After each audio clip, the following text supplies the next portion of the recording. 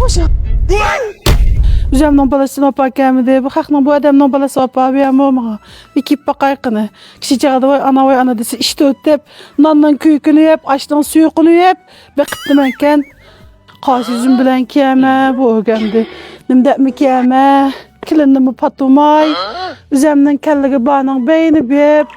Ügey kellini yeklep. Onda uz işimni qıp bəyse. Qaybetini qilib.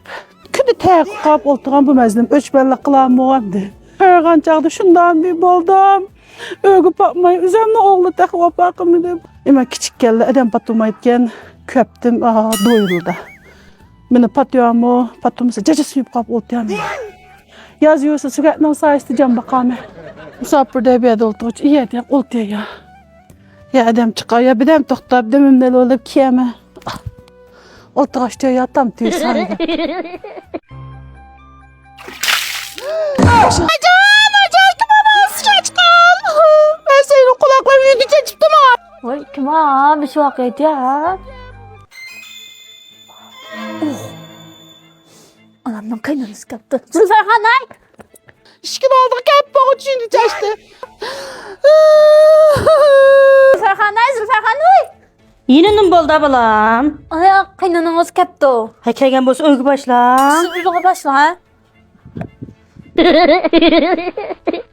Talada kaldım ha. He. Canım ne düşünsen bak. Barış olan bir. Sevgi canım.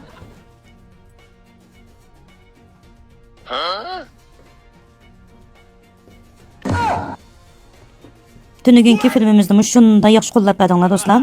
Bugunkini mo qo'llab berishinglarni chin dilimizdan umid qilamiz. Hammanglarga rahmat, davomli huzuringlarda.